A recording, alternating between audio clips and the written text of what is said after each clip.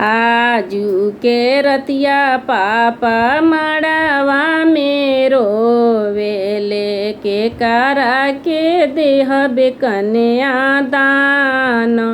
आजू के रतिया पापा मड़वा में रोवेले के करा के देहबे कन्यादान।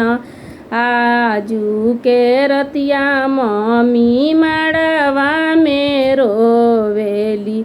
आजू के रतिया मम्मी मड़वा में रोवेली।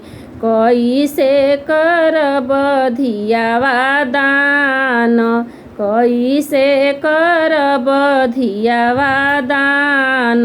मड़वा के बिचवा से बोले ले अपनी भैया।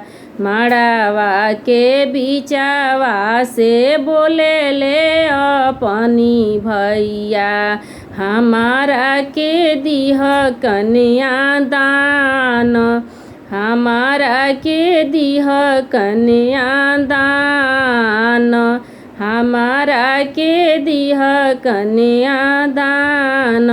कांपेला धोतिया हो कांपेला पोथिया। कांपेला कुल परिवार। कांपेला धोतिया हो कांपेला पोथिया। कांपेला कुल परिवार।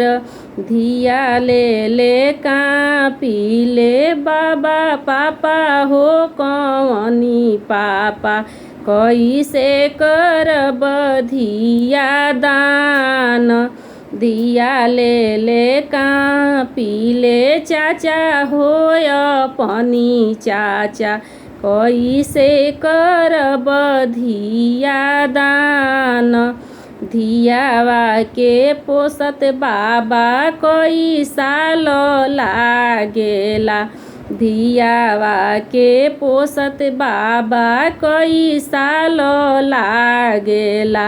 2 मिनट लागे कन्यादान। 2 मिनट लागे कन्यादान। बहिना के ले कांपेले अपनी भैया। बहिना के लिहले कांपेले अपनी भैया।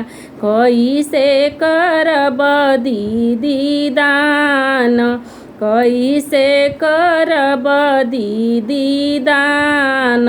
कैसे करब दीदी दान।